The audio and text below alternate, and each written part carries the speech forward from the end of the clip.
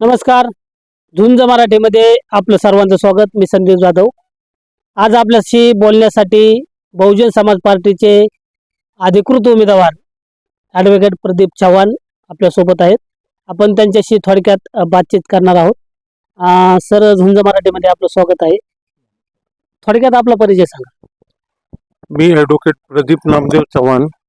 माझं मूळ गाव पिंपरखेड, पोस्ट हिवरा, तालुका आष्टी हे आहे. मी गेले 30 वर्ष मुंबई उच्च न्यायालयात वकिली करत आहे. माझ्या पत्नी शुभदा प्रदीप चव्हाण उर्फ मंदा गोगरे ह्या मराठवाड्यातील पहिल्या महिला PSI आहे आणि आज त्या DYSP पदावर कार्यरत आहे.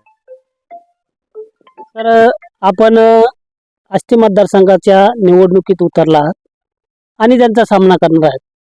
अशा पद्धतीने मी गेली 6 महिने आपल्या आष्टी, पाटोदा, शिरूर या तिन्ही तालुक्यात मतदारसंघात फिरत आहे. फिरताना माझे सर्व सामान्य जनतेशी जेव्हा मी संवाद साधतो तर त्यांच्या मनात आणि त्यांचे जे विचार दिसून येते ते पूर्णपणे निराश आहेत.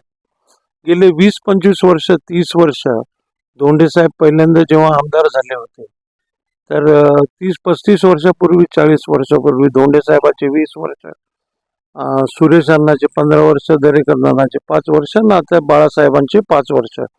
तर असे 35 ते 40 वर्ष जर पाहिलं तर आपल्या तालुक्यात कुठल्याही प्रकारचा विकास झालेला नाही आणि त्यामुळं लोक अत्यंत नाराज आहेत आणि पूर्ण जनता आणि मतदार एक नवीन चेहऱ्याच्या शोधात आहेत आणि म्हणून मी या निवडणुकीला सामोरं जाण्याचं ठरवलेलं आहे. सध्या मराठा आरक्षणाचा मुद्दाही महत्त्वाचा आहे आणि आपण मनोज जरांगे पाटील यांची अनेक वेळा भेट घेतलेली आहे. त्यावर काय सांगा? मनोज दादा जरांगे पाटील हे गेली अनेक वर्ष मराठा आरक्षणाच्या संदर्भात वेगवेगळ्या प्रकारे आंदोलन करत आहे. परंतु मागील वर्षी सप्टेंबर-ऑक्टोबरमध्ये जेव्हा आंतरवली सराटी येथे लाठीचार्ज झाला तर त्यानंतर ते नाव संपूर्ण महाराष्ट्राला आणि देशभराला कळालं. परंतु ते फार पूर्वीपासून गेली 15-20 वर्ष ते ह्या गोष्टीसाठी आंदोलन करत आहेत.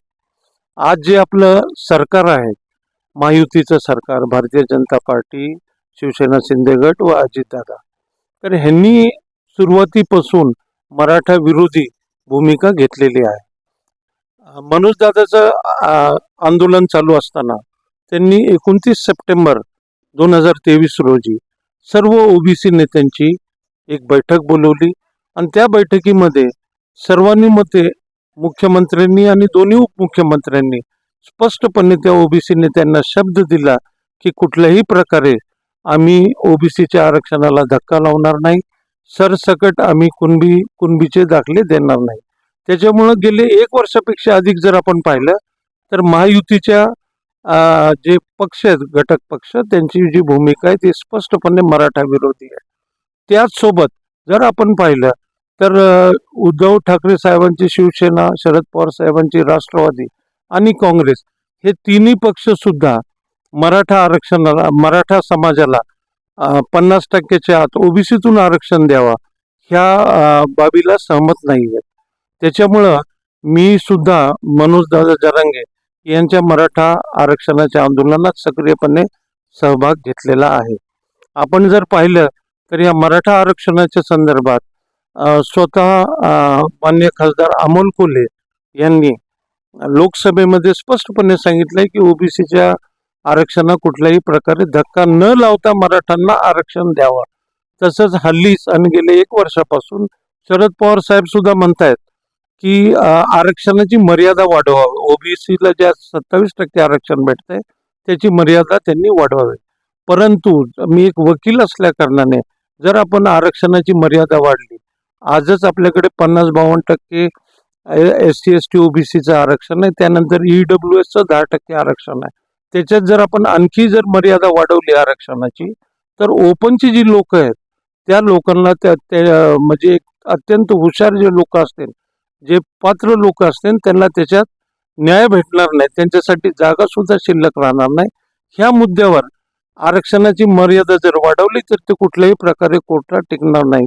त्याच्यासाठी तुम्ही कायदा जरी केला तरी तो योग्य होणार नाही, म्हणून तो टिकणार नाही. म्हणून मराठ्यांना 50%च्या आत ओबीसीतून आरक्षण द्यावं ही मागणी अत्यंत योग्य आहे. कारण आपण पाहतोय की आज मराठा समाज जे पूर्वी 10-20-30 एकर जमीन असायची 30-40-50 वर्षापूर्वी, त्यांच्या मुलं झाले, मुलांचे नातवंड झाले. आज अनेक लोकांना 1 ते 1.5 एकर जमीन आहे, त्याच्यापेक्षा अधिक जमीन नाहीत लोकांना, काही तर पूर्ण भूमिहीन झालेले आहेत. तर असे लोक जे आपल्या मुलाबाळांना शिकवायचं जर ठरवलं, शासनाने जिकडे तिकडे शिक्षणाचा बाजार मांडलेला आहे, खाजगीकरण केलेलं आहे. तर सर्वात मोठी जी अडचण आपल्याला आज जाणवती मराठा समाजाच्या मुलांना, सुशिक्षित मुलांना, ती आपली फीज भरणे आहे. तर फीज भरण्यासाठी अक्षरशः सावकाराकडून कर्ज घ्यावं लागत आहे. अनेक सावकार त्याच्या जमिनी लिहून घेतात. अनेक सावकारांना कंटाळून अनेक शेतकऱ्यांनी आत्महत्या केल्यात आणि ज्या आत्महत्या झाल्यात त्या प्रामुख्याने मराठा समाजाच्या लोकांनी केल्यात. म्हणून मराठा समाजाला 50%च्या आत ओबीसीतून आरक्षण देणे अत्यंत आवश्यक आहे. आणि मी एक वकील असल्या कारणाने ह्या लढाईत, न्यायालयीन लढाईत सुद्धा मी सहभागी होणार आहे. आणि जर माझ्या सर्व समाजाने, जनतेने मला निवडून दिल्यास विधानसभा मध्ये सभागृहात सुद्धा हा मुद्दा जोरदारपणे मांडणार आहे. सध्या तालुक्यामध्ये अनेक बेरोजगार युवक आहेत. आपणाला जर विधानसभेची संधी मिळाली, आपण जर आमदार झाला, तर कशा पद्धतीने त्यांच्या हाताला कामं देणार? आपण जर आता पाहिलं की आज जे हे भाजपचं जे सरकार आहे, जरी हे 3 पक्षांचं सरकार असलं तर प्रमुख यांच्यावर कंट्रोल, नियंत्रण हे पूर्ण भाजपचं आणि RSSचं आहे. तर भाजपची पूर्वीपासूनची जी त्यांची मुख्य भूमिका आहे ती खाजगीकरणाची भूमिका आहे. तर हे सरकार आल्यानंतर आपण जर पाहिलं तर ह्याच सरकारनी, मोदी सरकारनी प्रत्येक वर्षी 2 कोटी रोजगार देऊ असं त्यांनी घोषित केलं होतं. परंतु 10 वर्ष लोकसभेच्या निवडणुकीपूर्वीपर्यंत त्यांनी फक्त 9 लाख नोकऱ्या केंद्र सरकारच्या भरल्या होत्या. त्याच्यामुळं हे लोक जे आहेत खाजगीकरणाकडे यांचा भर असतो. खाजगीकरणामध्ये सर्व कर्मचाऱ्यांची, नौकर वर्गाची पिळवणूक होत असते, त्यांना पुरेसा पगार भेटत नाही. आज आपल्या तालुक्यातलेच नाही तर इतर सुद्धा जे आपल्याला जे इंजिनियर वगैरे जे मुलं आहेत, ते पुणे, मुंबई, औरंगाबाद या ठिकाणी काम करतात, त्यांना 15 ते 20 ते 25 हजारपेक्षा अधिक पगार नाही. ते 20-25 हजारात त्यांचं घर भाडं, त्यांचं खाण्याचा खर्च, मुलाबाळांचं शिक्षण हे सर्व काही करू शकत नाहीत.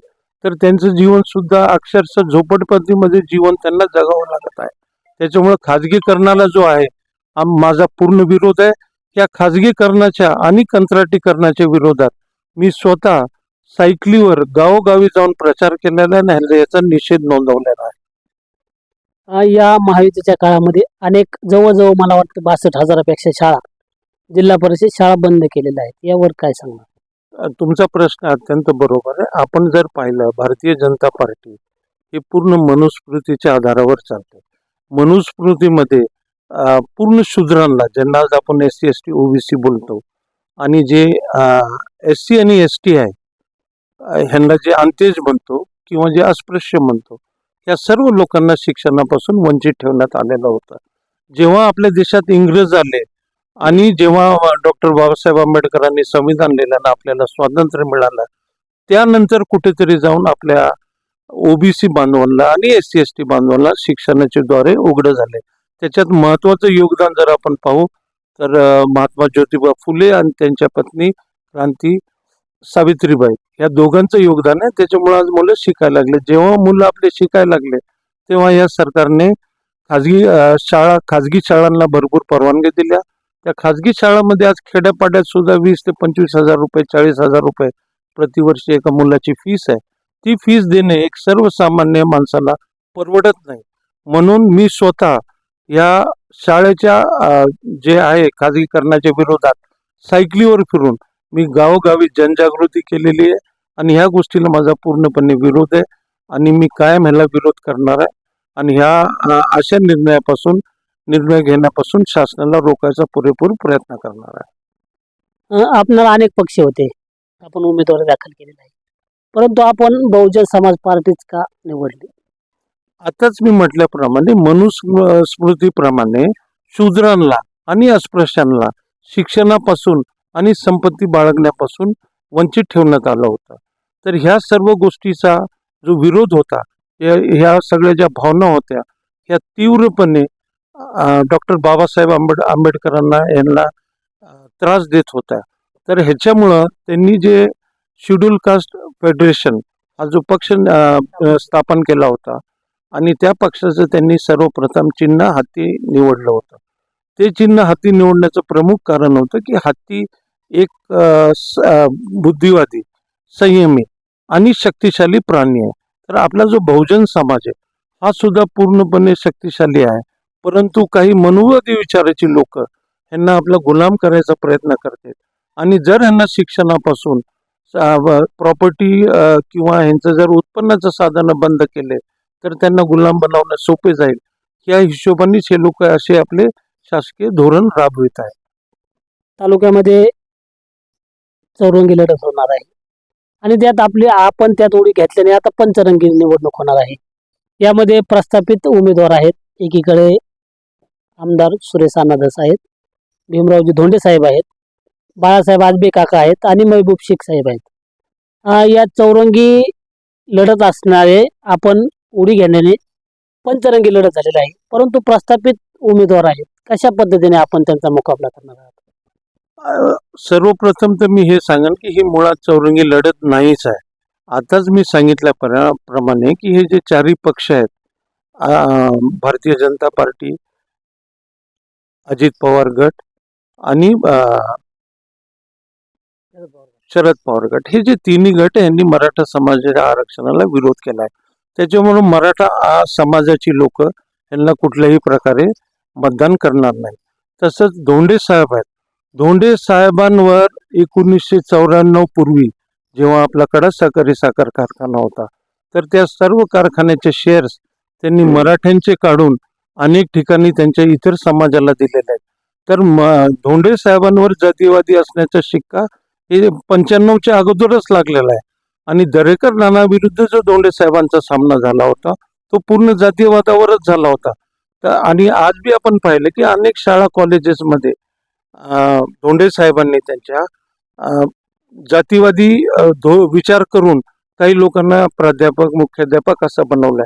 बरं ठीक आहे, त्यांनी समजा त्या जातीचे जरी लोक घेतले असतील एखाद्या जातीचे, परंतु त्यांना फुकट घेतलंय का?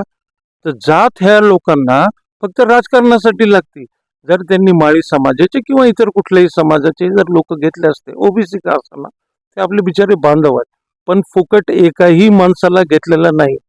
आज त्यांना मतदानासाठी ती जात आठवते, पण जेव्हा त्यांनी घेतलं तेव्हा त्यांना पैसे घेऊनच घेतले. अनेक लोकांचे जमिनी घेतल्यात, अनेक लोकांनी तिथं 5-5, 7-7 वर्ष मोफत काम केलंय, बिनपगारी काम केलंय. म्हणून हे पूर्ण जातीवादी लोक आहेत. तर या जातीवादी लोकांना विरोध करण्यासाठी सर्व समाज आज एकत्रित आलाय आणि तो सगळ्यांना धडा शिकवणार आहे येत्या तारखेला.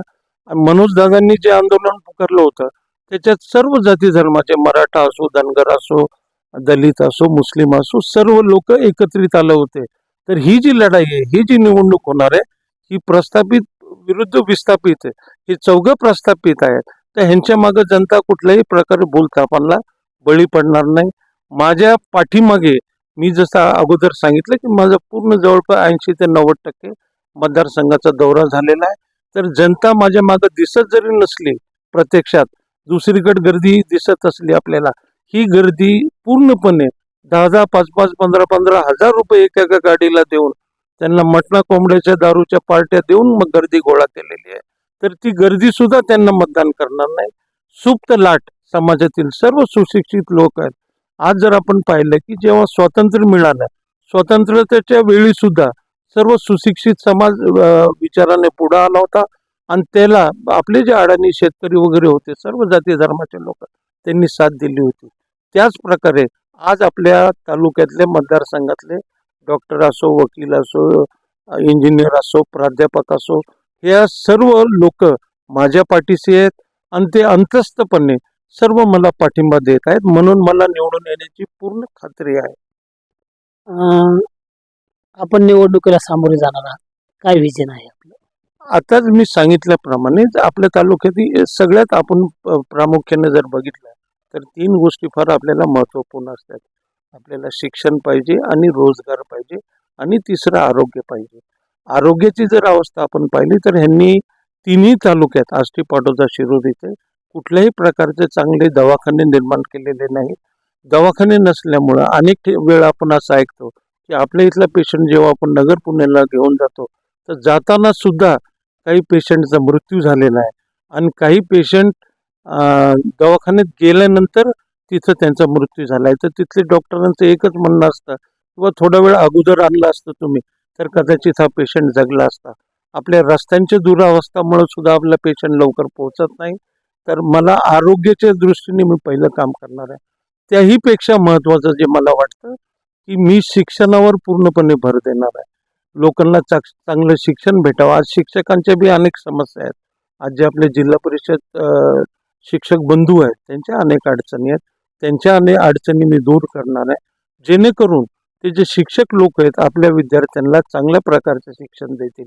कारण जिल्हा परिषदच्या शाळा असो, नगरपालिकेच्या शाळा असो, ह्याच शाळामध्ये गोरगरीब लोकांची मुलं शिकू शकतात आणि ह्यांना जर चांगलं शिक्षण मिळालं तर हे कुठेही प्रकारे इंग्लंड अमेरिकेला जाऊन काम करतील. ह्यांना इथं गुत्तेदारी करण्याची गरज नाही. आज जे गुत्तेदारीच्या मागं जे हे टक्केवारीच्या मागं हे जे नेते लोक आज या तरुण मुलांना पळवते त्यांच्या मागं पळण्याची गरज नाही. आणि मुलांनी, तरुण वर्गाने कुठेतरी नोकरीला जाऊ नये. कारण तरुण मुलगा जर कुठेतरी चांगल्या प्रकारे नोकरीला लागला, शिकला, सवरला तर तो ह्या नेत्यांच्या पाठीमागं पळणार नाही. म्हणून समाज कुठेतरी नेहमी अडाणी राहावा म्हणून हा नेत्यांचा प्रयत्न असतो. आज आपण जर पाहिलं की आपल्या तालुक्यात अनेक गावात पहा, इकडं पहा की अनेक लोक दारूवाला, मटकेवाला, ड्रग्सवाला, वाळूवाला असे लोक आज नेतृत्व करतायत आपलं. ही एक आपल्यासाठी अत्यंत लाजिरवाणी गोष्ट आहे. प्रत्येक माणूस किंवा मतदार जरी राजकारणात भाग घेत नसला परंतु त्याचा दैनंदिन जीवनात राजकारणात सहभाग असतोच. तो सहभाग अप्रत्यक्षपणे असतो. आज आपल्या तालुक्यातला जर गावाचा जर सरपंच असेल तो ड्रग्स विकत असेल, वाळू विकत असेल तर त्याच्या भोवताली जे वातावरण तयार होईल, जे त्याच्या मागं भोवताली जे मुलं फिरतील तर ते तसेच बनायचा प्रयत्न करतील. मला नुकतेच 4-5 दिवसापूर्वी एक मुलाचा फोन आला होता. त्या मुलांनी काहीतरी बोलला होता तो एखाद्या नेत्याविरुद्ध. तर त्या मुलाला एक मुलाने येऊन त्याच्या कनपट्टीला इथं बंदूक लावली होती. तर अशा प्रकारचं जर वातावरण निर्माण झालं तर ह्या लोकांना, एक सुशिक्षित डॉक्टर, वकील वगैरे ह्या लोकांना आपलं आयकॉन न मानता असे जे रिव्हॉल्वर घेऊन फिरते त्यांना आयकॉन मानायला लागले. आणि असं जर घडत राहिलं तर आपल्या तालुक्याचा बिहार होण्यास वेळ लागणार नाही.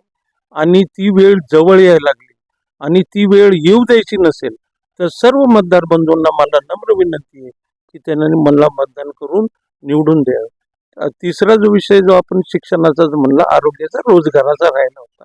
तर रोजगाराचा जो प्रश्न आहे आपल्या इथं आपण पाहिलं, मोडवे साहेबांनी, कैलासवासी मोडवे साहेबांनी सहकारी तत्वावर कुक्कुटपालन बनवलं होतं. तर ते कुक्कुटपालन बंद झालं. त्याच्यावर अनेक केसेस झाल्या, तिथं भ्रष्टाचार झाला, ते झाला.